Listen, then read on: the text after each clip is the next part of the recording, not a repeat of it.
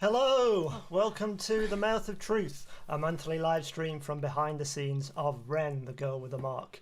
I'm Neil Oseman, showrunner. Yeah, I'm Kate Madison. Don't quite know what to call myself. Original creator. Hey! And tonight is a very special episode because at the end of tonight's show we are going to be announcing the release date for Season 2 of Ren.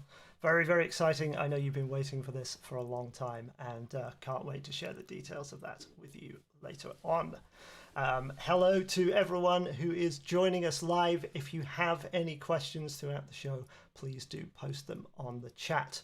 And we will get straight on, I think, with our interview for tonight. Our very special guest is Mr. Richard Zeman, Commander Othon. Hello, Richard. Hello, greetings. How are you? Very well, thank you. How are you? Yeah. I'm doing quite well. And why don't you tell us where you're joining us from? Oh,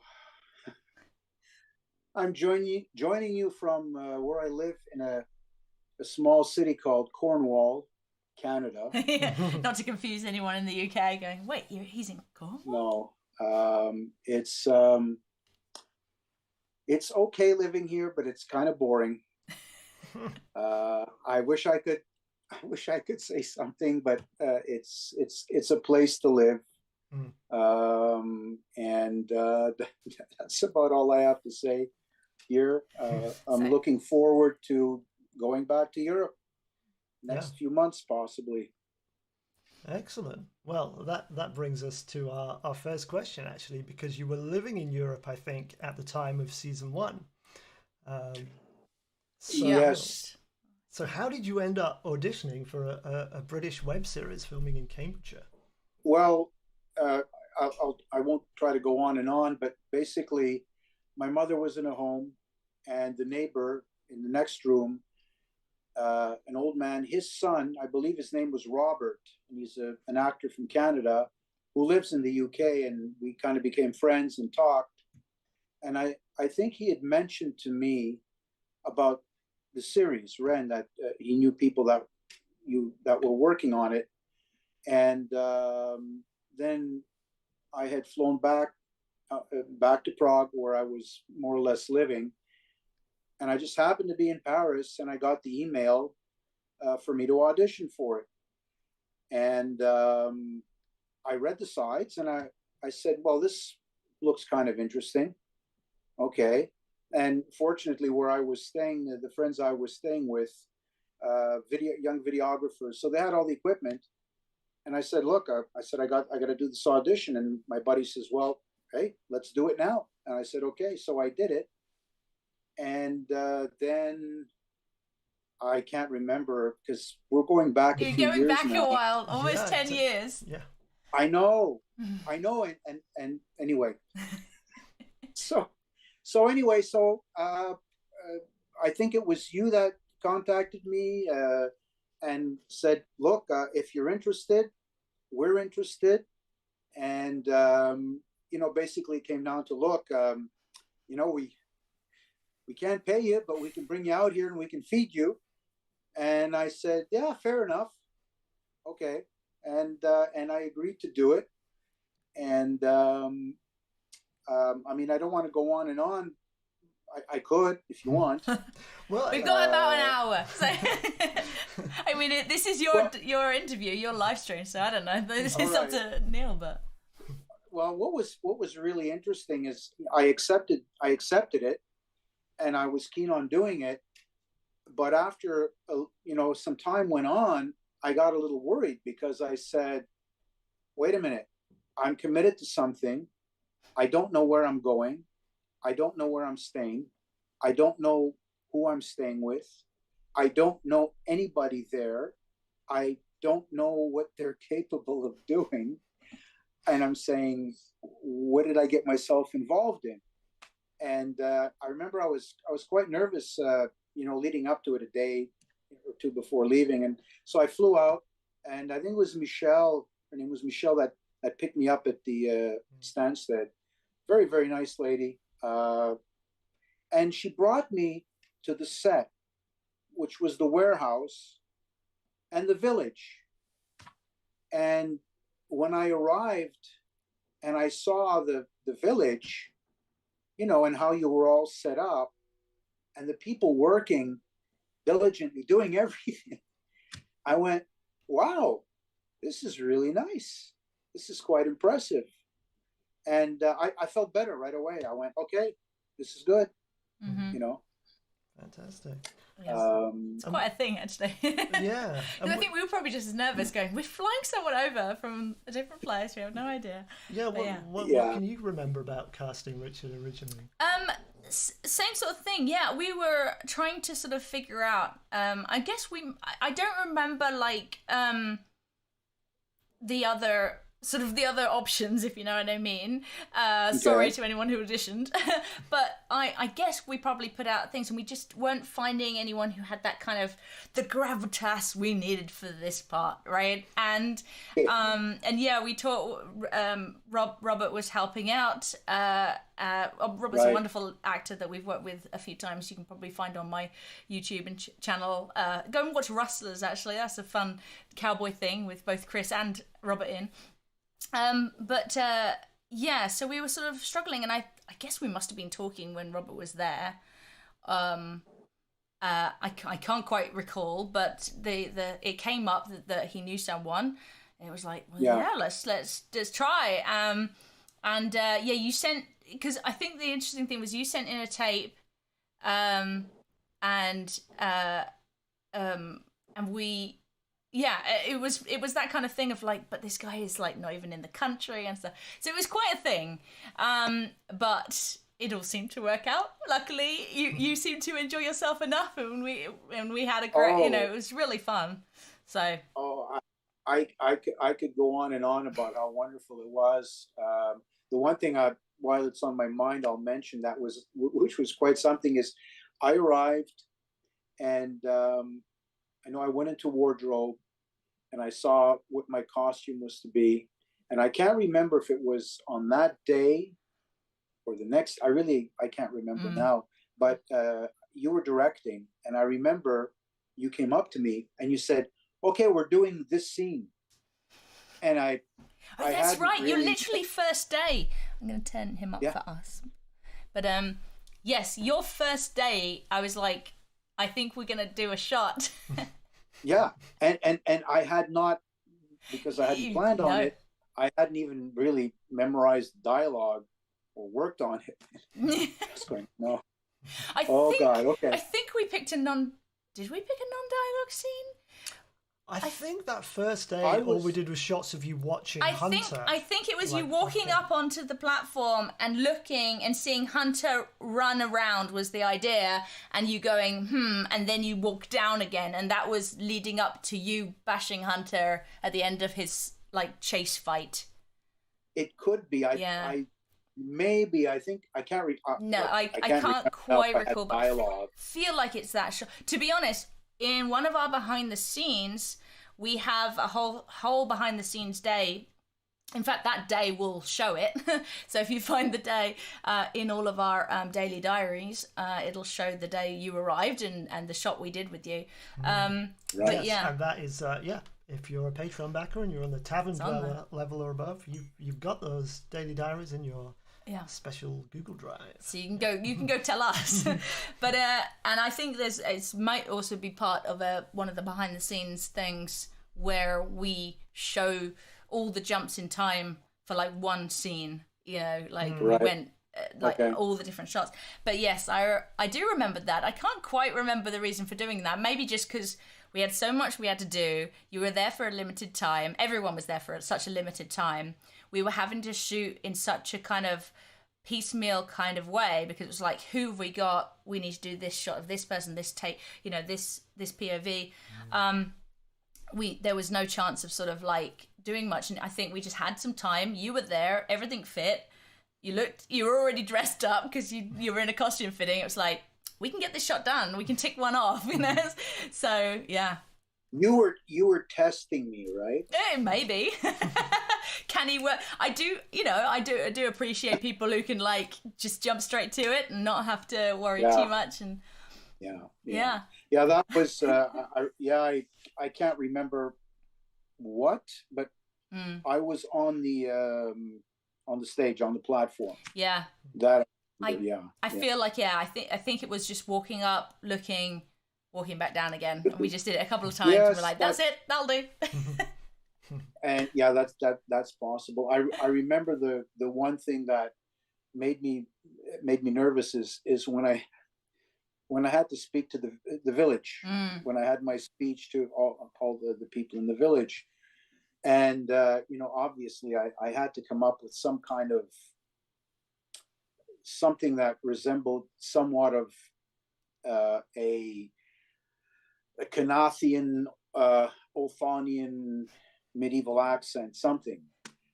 And I was kind of nervous because here I am trying to do something in front of people that sound like that. And I was saying, my God, I don't want to destroy this. I want to do something decent with this. But it worked. I guess it worked. Yeah. Yeah, because I don't think we ever really talked about it too much. I think we did on the, around that time, but we hadn't sort of planned in advance too much. And it was, I definitely didn't want to challenge you too much with oh, you have to do, go, I want an RP accent or a Cornwall accent from the UK. It was just whatever you can do, that's just your character. We're not going to worry too much about it. But yeah, it makes him nice and distinct. And I guess it worked. Yeah. Mm-hmm. And I mean, when people ask me, I've been in the business for a long time. I've worked on a lot of shows, but being Canadian, usually all the leads are cast when the Americans come up here to shoot.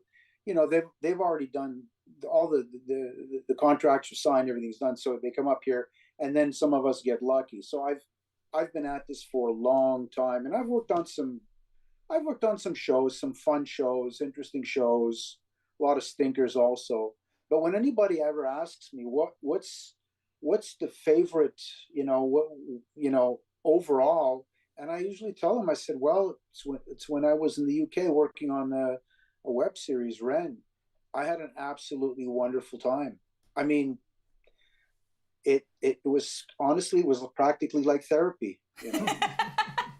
I think you put some people into therapy, but that's good that it was therapy for you. No, it was everybody. I mean, everybody was wonderful. Oh gosh, yeah.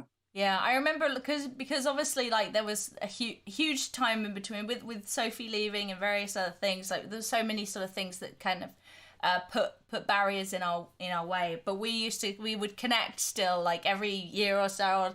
We'd be chatting away, and you'd be like, how can I help make this happen and all this stuff. So it's so wonderful that it's come sort of full circle and carrying on, and then you're still there behind it. It's really very cool. Well, I mean, not that I'm trying to flatter myself or pat myself on the shoulder, but when I spoke with Neil,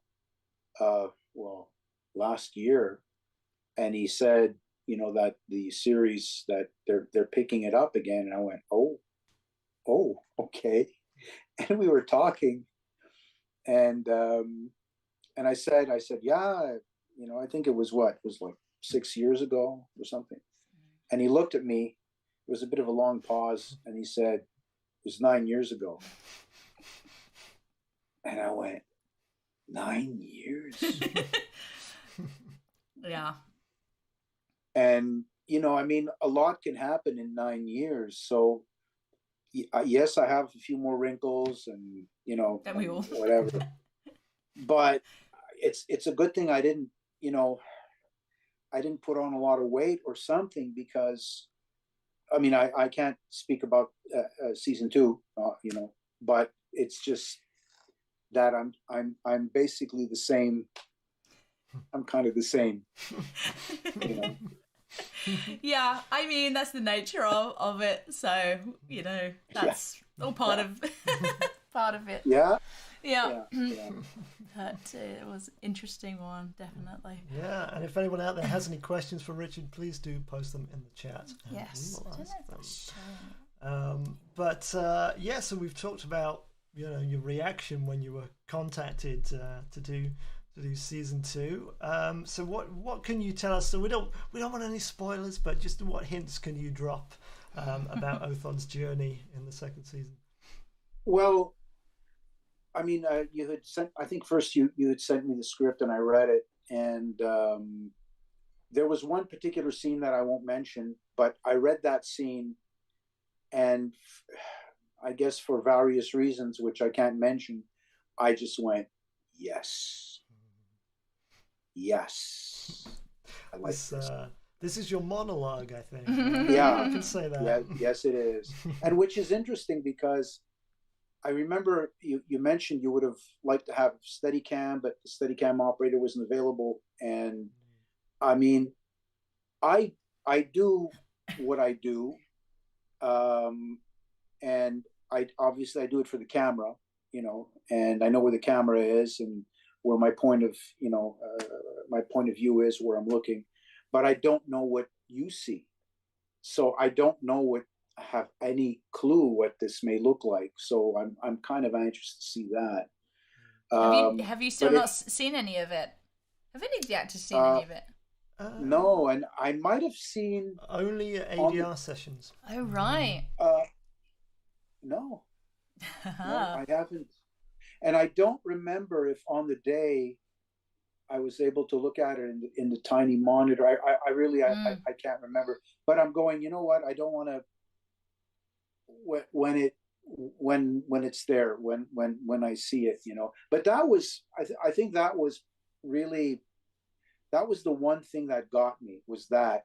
And I mean, in terms of Othon and where he's headed in the second season, I mean, basically, he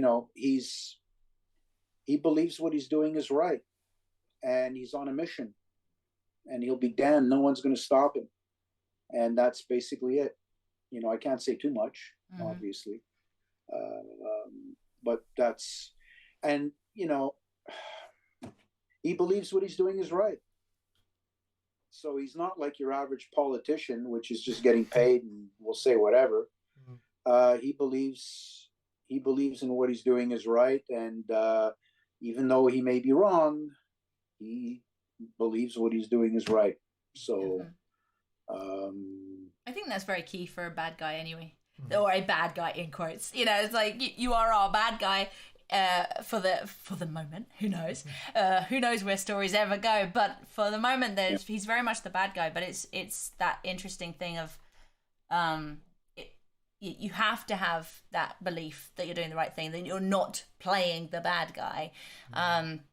So it absolutely, I mean, if you look at the history of the world of Ren and stuff, even Ren is kind of convinced she's the bad guy. Yeah. So it makes absolute sense that the commander is like on a mission to stop the thing that he's always been about stopping, and to protect the people, even if that means being a bit harsher than normal. But it's like it's for your own good, kind of motherly instinct. Exactly. And like you said, well, we don't know eventually where, possibly, however it may go, but even if I knew where it was all going, I couldn't. The way I look at it is, if you have a scene, if it's well written, you play that scene, what's important is that scene. You can't think about what's going to happen, because that's not here. What's important is right now, and what brought you to this moment, to this scene.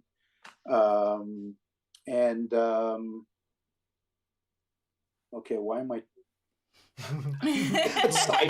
but that kind of thing of he has that. He's very single-minded at this point, because that's all he's ever known.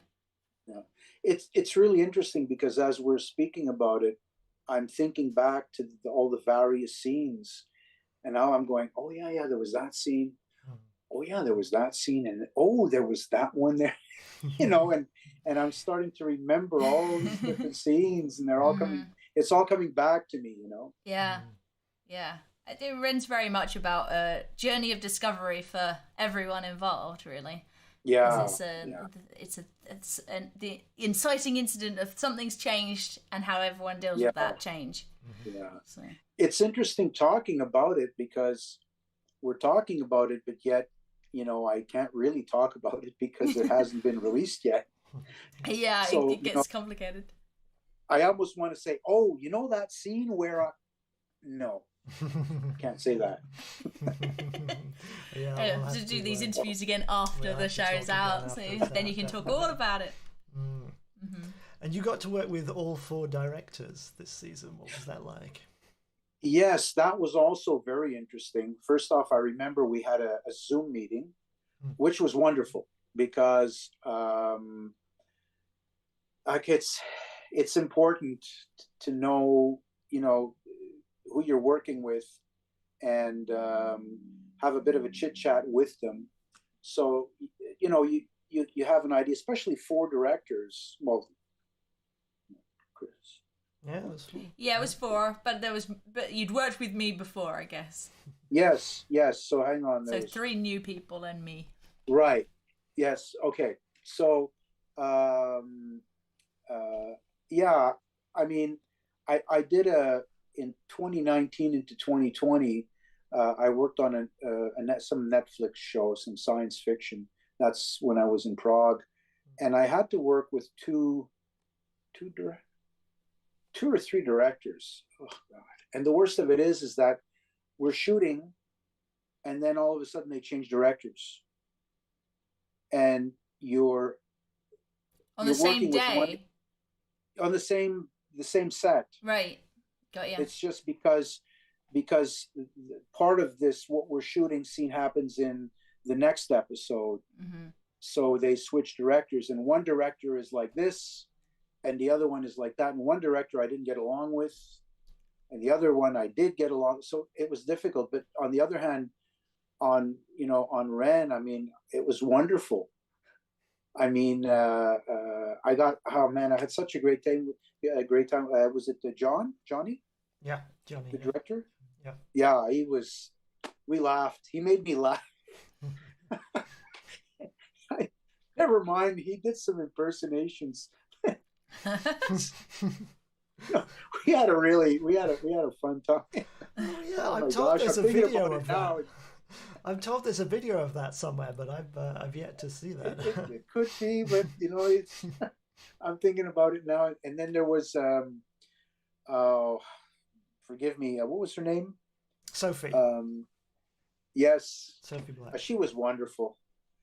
And I mean, the one thing I liked also about her is she was so involved. It was wonderful to watch her. Like, it was everything she was doing. It was like I'm tasting everything here, and it's just wonderful to work with people like that. And the beauty of all this is people are volunteering, and there's a huge difference between. I've worked on sets where people are walking around and looking at their watch and saying, okay, we're in meal penalty now. Ching, ching. That's great. And oh, look at this. Look at the overtime, And I mean, everybody's professional, so everybody works. But it's not the same thing on this set. Regardless of the weather or the time, everybody just wanted to do this. It was like, let's make this happen in the best way we can. It was really great. I mean, it was wonderful working with everybody. I have absolutely nothing wrong to say. Excellent. We're joined by Helen Fullerton in the chat, who played Sol, and she says, I tried hard to pheasant wrangle during your monologue, Richard, but not 100% successfully. Sorry. I do remember bird calls were always an issue. Was that the guinea fowl outside? Oh yeah, that's it. Right. Yeah, there were 2. It was like a pair of, I'm pretty sure it's guinea fowl. that were like living on the farm, and they just wander around the car park and various things. So it's probably them, I guess. Yeah. They were very cute, but very sort of like strange to see them just walking around. That's always the interesting thing. I mean, you know, depending on where you're shooting, how big your crew is, you know, the worst thing that could happen, you know, if you're in the middle of a good scene and it's going really, really well, and then you hear like, or a helicopter go or something, you know, and you go like, oh God. And then you have to cut, and then you have to start over again. So, but I don't remember us having, other than hearing a band playing in the field somewhere. I think. Yeah, But, that was during Oriana and Alex's right. big, longest dialogue scene in the season. yeah. But that's that was.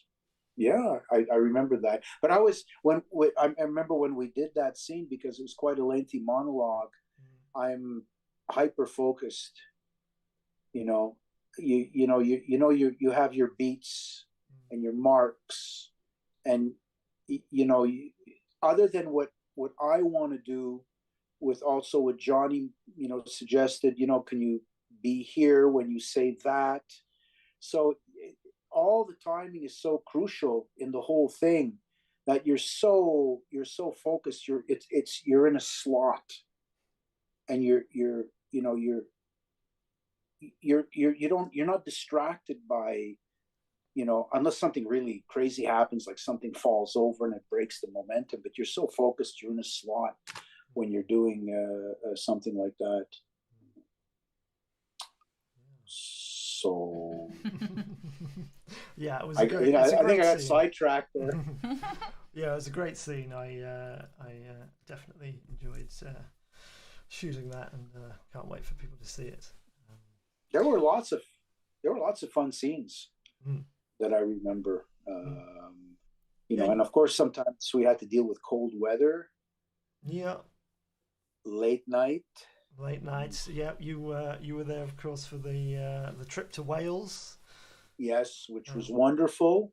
And I think the first night I mean, what am I going to do? I'm not going to go sit in my room, you know. And I mean, what were we? We were Aberfan. Aberfan was the village we were staying in. Right, which was a nice place, but it's not much going on. There's not a lot there now. No. So I mean, I'm what am I going to do? Stay in my room and do what? You know, go online. So I decided to come to that the first night. I think. Yeah, and it was cold, and it was damp. Anyway, but it was all good. It was all good. Yeah, you got to come up the hill with us as well when we filmed on that little mountain. Oh. Yeah. Trekking up with all the gear. Yeah, I didn't like. I envied you all going to Wales and getting some amazing landscapes and stuff. But I've been to that location, and I remember that walk up the hill to the little castle ruins thing. So I was like, yeah, I'm okay with not being there for that, because I'd be lugging some bag full of like heavy equipment. The mountain scene. Mm-hmm. Well, I mean, wherever. That's right. I forgot about that too. Yeah. Yeah, it was quite a nice day. Yeah, actually. We should have amazing. Taken a picnic. That was such an amazing location. God, that was beautiful. Mm-hmm. I got some stunning photography from there. Beautiful place. Yeah. Yeah, that was a nice day. Yep. And what was it like working with Oriana and Alex? The new Ren? Oh, they were great. You know, they were great. I mean, I think I only had one scene with Alex. Yeah. Yeah. You got a fight scene. Mm. Yeah. I mean, I mean, without, you know, giving away what happens and, you know, whatever, I I mean, I hung out with them on the set. I did not. We didn't really work other than with Alex. But I mean, just being with them, you know, it makes it so much more pleasant if you're working with people who like being there and like what they're doing. You know, again, I've worked with people that are making huge amounts of money, and it looks like they really don't care that they're there. You know, and then I'm working, you know, we're all at the same level, we're all doing this because we want to do it, and everybody's cool and, you know, having a good time, unless you're cold or hungry or, you know, whatever.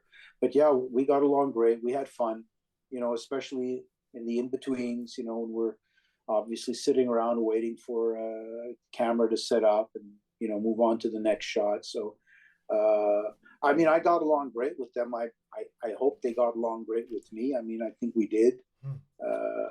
So yeah, I really, really, really hope to work with them again sometime soon. Yeah, yeah, I hope so too. Did you enjoy doing your fight scene? Well, I wouldn't really say enjoy. Fights are always, they're tricky. I mean, that's what I used to do a long time ago. Is when I got in the business, I more or less started out as a stuntman, and fights are tricky, especially when a weapon is involved, even if it's a fake knife. Because when you're wielding a knife at a person and you want to make it look real, physically, your movement has to make it look real, even though, you know, you don't have a knife, or you got to be careful, you know. And the person that you're missing, they're seeing that, you know. Or if you throw a punch, you know, it's the same thing, you know, you knowing how to throw a punch, and you rehearse it, and then, you know, rehearse it with camera, and you make sure you get everything right. So I wouldn't really say it's fun. It basically keeps you on your toes. If you're on a film set and you're there for however many hours, you're there for the whole day, and then you have to do this fight scene at the end of the day, and you're kind of tired. It kind of picks you up, you know. You're because you know you don't really want to make a mistake. You don't want to injure someone, yet at the same time you have to make it look good. You have to sell the shot, you know. So I wouldn't say fun. I probably rather say more very interesting. You know? yeah. Challenging stuff. And it was great working with Ronan. Yes. Yeah. Yeah. It's too bad. I remember in the first season, he was teaching me how to sword fight, but there wasn't much time, and it just made me realize that sword fighting isn't that simple. No. You know, people in films make it look simple because they have good training, and mostly are doubled by stunt people. yeah. Often, but you know, to actually do a full fight with a sword, and miss the other person, and the other person making sure that they, like, it's something, you know. It's so he was good. It's just too bad. I would have liked to have been able to keep on the training, you know, and because he knew what he was doing, you know. Yeah, definitely. Yes, yeah, we got a question from Mike Rhodes in the chat. Which director was the most challenging? I can take these out if you want. Who was the most challenging? That's an interesting question. That could, because it could be a good thing. Well, it could be a good thing. It could be who challenged you the most, or who was most difficult to work with. Depends how you answer it. You decide. I you know what? I mean, I'm really trying hard to think of who was more challenging. I mean, I got along with everyone. I do my best to deliver the scene, what I got to do. you know, sometimes, you know, obviously you're in front of a camera, you don't know what they see. You have an idea, but so you need a good director with a good eye, you know, to make, you know, maybe a visual correction or what. But challenging. I mean, I could give you a variation on a theme, as in, which episode did you find most challenging for you and your character and stuff? If you can remember, I suppose. Well, the other thing is sometimes we would shoot something somewhere and it would be with this director, and then we would shoot something else somewhere and it was with another director, and you know. But I remember once. This wasn't a challenging scene, but it was in terms of, it was late in the day. I was getting tired. I think it was Chris that was directing that episode, yes. And I had, yeah. I'm thinking this is the day that I worked you really hard and then passed you off to Chris, and you're an already tired person, and go, there you go, you have him now. Yeah. I think so, and I had basically I was talking about something that I really should know, you know, but I obviously I don't, and I'm looking at a map, and I kept screwing up, and it was kind of another monologue a little bit, wasn't it? Not as lengthy, but it was kind of a long speech. Yeah, and it's funny because I mean, inside of me I want to laugh because you're going, okay, you're supposed to know this. This is a map. You're the commander of this whole damn region, and you don't know where that is, and you can't remember the name of that or that. You know, I'm like, oh God. Those are the worst kind of lines, though, where it's like a bunch of information that doesn't kind of spark off anyone else. You've got no one to bounce off to sort of like prompt the next line. It's very much just like the da-da-da, this and that, and you did this and that. Like, if you don't remember it, you got nothing. No one's going to help you there. It's really hard. Then it's just a question of, okay, it's late. Everybody's tired. We're losing light. Just get in it. Get the damn lines out. Okay, just get the damn lines out. And Chris was patient, you know, and he was laughing also in that. But yeah, it worked. In the end, it worked. But I mean, that was, you know, but in terms of saying, well, this director or that director, no. I mean, I liked Johnny gave me some direction in two specific, two different places, and I liked what he told me, and I'm glad he did, because again, I'm thinking something, and then he comes and he corrects me and he says, well, you know, this happened, remember? And then that's on your mind. I go like, oh shit, yeah, you're right. Why was I thinking that way? You know, stuff like that. That's why, I mean, really, you know, it's important to have a good director who understands the story, you know, and I mean, you need, I mean, it doesn't matter how good an actor is or how bad an actor is, you know, you need that. I mean, you need the whole crew. You need the DOP, you need the lighting, you need the sound, you know, everything, a good script. I mean, it's everything. But if it's lacking somewhere along the way, then hopefully someone else picks up and makes up for, you know, but in this case, you know, everything seemed to be pretty much on the right track, everybody. Cool. Yeah. Well, I don't know if I answered this question or not, but I think that was a good so. Answer. Well played, Kate. Yeah, he says well played. I think he was like, okay. But yeah, sorry, carry on. You got, is it one last? Yeah, I was just going to ask, you know, what else are you working on at the moment, Richard? Do you want to tell us about anything else you've done recently? Or Yes, coming up? yes. I'm working on a big project. It's called Finishing My House, and it's starring. Is it going to be on Netflix? Well, they're all battling for it, you know. Yeah. No. It's been a very bizarre winter. I mean, you know, there was the strike. There was the in the U.S. the actors strike, and I think the Writers Guild were on strike for a long time. and that really messed things up. And then that brought us into December, January, which is usually a downtime anyway. So now things are starting to pick up, and as I was telling Neil a bit earlier, I mean, I hate to say, I have it, but I've been offered a lead role, and it's I don't really want to talk much about it because I don't want to jinx it. Yeah. But it's a true story. It happened here in Canada, and it has a massive global interest. And it's not a very pleasant story. And I like I said, I maybe once I have a signed contract, because right now, from what my agent told me, is that they're in the process of seeing if they, in either interest or funding from either Netflix or HBO.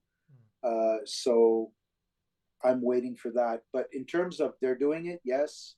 Am I in? Yes. And once that's finalized, then they can go ahead.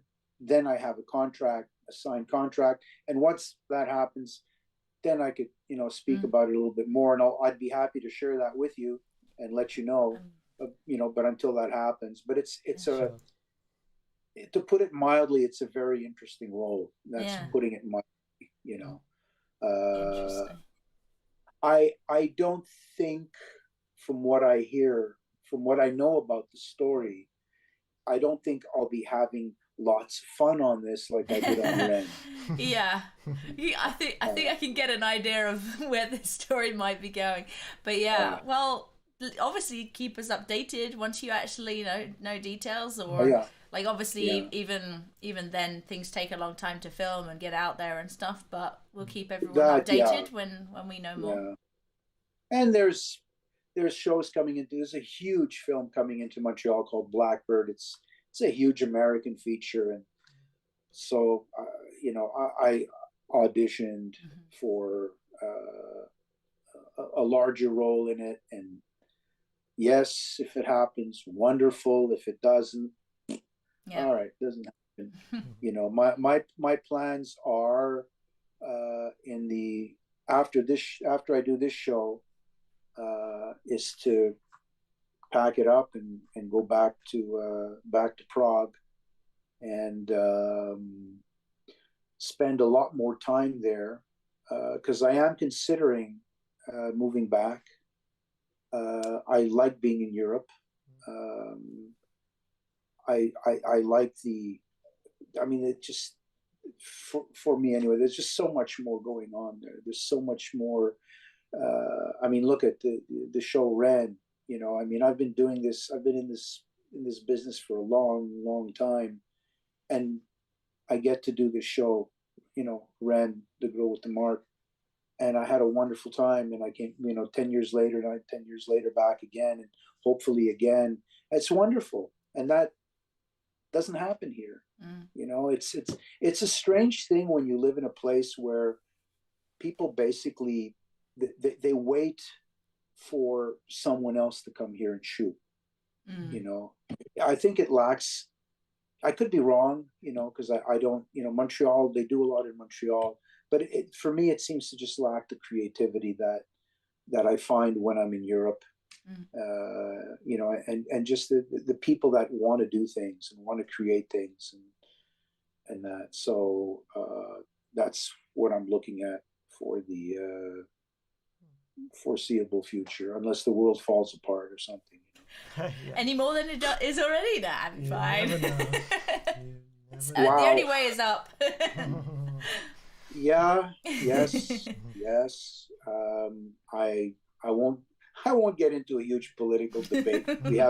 We have enough of that. But I just I do have hope, and I do want to believe that logic and what's the word I'm looking for? Reason, common sense, common sense. Logic and common sense will prevail everywhere. Everywhere, and and that's it. And we can all, go on with our creativity and not have to eat bugs. Yeah, we'll keep away the bugs for a few more years until the apocalypse, and then we're down to cockroaches and nothing else. Oh, God. Oh, boy. Well, on that note, I think that's the post-apocalyptic Ren version. Yeah. It's been wonderful talking to you, Richard, and it was certainly likewise. It was brilliant to have you back for season 2 after all that time. Yes, it was absolutely wonderful. I thoroughly enjoyed it. It was challenging. It was everything, and I wish all the best. For the release, I'm anxious to see it, and onward and forward for the next seasons. Fantastic. Indeed. Thanks very much, Richard. Take care. You're welcome. Oh, I might have cut off. That was Richard Zeman, who plays Commander Othon in seasons 1 and 2 of Ren, the Girl with the Mark. Thanks very much to him for joining us tonight. Right, well, it's time now for the big news, the big reveal. When is season 2 of Ren, the Girl with the Mark coming out? I can now reveal that all episodes of season 2 will drop on Patreon on Friday the 8th of March. Friday the 8th of March, all 4 episodes of season 2 will be released on Patreon. For those of you who aren't Patreon members, there's still time to join. But if you're not a member, the weekly episode releases will start on YouTube on Saturday the 16th of March. There are 4 episodes, one episode a week, finishing with the last one, episode 4. That will be on the 6th of April. So there you go, 8th of March on Patreon, 16th of March, weekly starting episodes on YouTube. There will be a new trailer out on Patreon this Saturday, the full trailer. You've had the teaser trailer for a few months now, but the full trailer will be out on Patreon this Saturday and out on YouTube the following Saturday. There will be lots more exciting stuff coming, and then all those episodes will drop on Patreon Friday, March the 8th. That will be for all paid tiers from Villager upwards. Villager's the $5 a month one. You'll be able to stream all episodes on Patreon. If you're on the Tavern Dweller level or above, you'll also be able to download it and keep the episodes forever, which you can already do with season 1, by the way, if you're a Tavern Dweller or above. And all those are ad-free on Patreon. And then the following weekend, Saturday the 16th of March, we will start the weekly releases on YouTube, and each of those YouTube premieres will be followed by a special episode of The Mouth of Truth, live streaming with special guests from that episode. And then on the Wednesday following each episode's release, there'll be a new behind the scenes video on the making of that episode, featuring brand new interviews with the relevant directors. Kate Stan. I'm learning these things. I know about that because I did that. Yeah, and Johnny, if you're watching, we really need to film your interview for that. Need to get that done. So that is the plan. New trailer out this Saturday on Patreon, as I say. And when we are releasing the show, we will be doing a big push on Patreon memberships. We want to get up to 300 paid members in order to shoot season 3 this year. So whether you're a Patreon member yourself or not, we really need you as a Ren fan to be a cheerleader for the show. Share the episodes, share our social media posts, encourage people to go to Patreon if they like the show and sign up, become part of the community. The benefits of doing that are many, including the fact you'll be able to binge all the episodes before they come out on YouTube.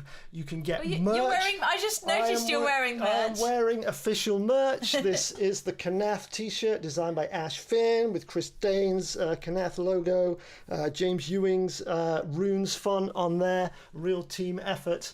If you are at the market goer level, you get a new piece of merch every 3 months. The first one is a mug, the second one is this t-shirt, and then there's a poster and a long sleeve shirt to cover that. Lots more exciting things coming on Patreon. We've got a new short story coming out in a few weeks by James Bailey called Counting Echoes. We will have a blooper reel and deleted scenes, possibly even a director's cut of one episode on Patreon once the series is released. Who's that? Who gets a director's cut? Well, we will see. And for cast and crew watching, and for master level Patreon backers who get invites to the premiere, yes, there will be a cast and crew and master Patreon cinema screening. That will be just a little bit before March the 8th. I can't give you the exact date for that yet, but do look out for messages about that if you're a cast member, a crew member, or on the master level of Patreon. I can see we're getting a lot of chat coming through here. They're all just very excited. Everyone's very excited. You've got them all hyped. Fantastic. Well, keep that hype and spread it with the world. We want you to tell everyone about Ren and share your enthusiasm for it. Share that trailer when it comes out on YouTube a week Saturday. Enjoy it meanwhile on Patreon if you see it before then. And let's get everyone as hyped as you are. I think that's everything I needed to announce. And all those dates I've just said, there will be a public Patreon post listing all those dates as well. Good. Fantastic. Yeah. Lots, so much. All right, awesome. Yes. Right. So this is normally the bit where I say we'll be back on the second Thursday of next month. There you go. Yeah. But no, we will not be, because, as I said, we're doing the special episodes after the YouTube premiere. So actually, the next episode of The Mouth of Truth will be on Saturday, March the 16th, immediately after the premiere of episode 1, which will be at 5 p.m. UK time. So the Mouth of Truth will start just after that, about 5:15. Okay, that's an awkward time for UK people listening. But we're cool. Okay, I'm excited. I have no idea all these things. Lovely, awesome. Am I rounding us off? Are we saying goodbye? We're done. Okay, take care, everyone. We'll Thanks, see you everyone, after the first episode drops next, I guess. Then. Yep. Bye. See you on the other side. Bye.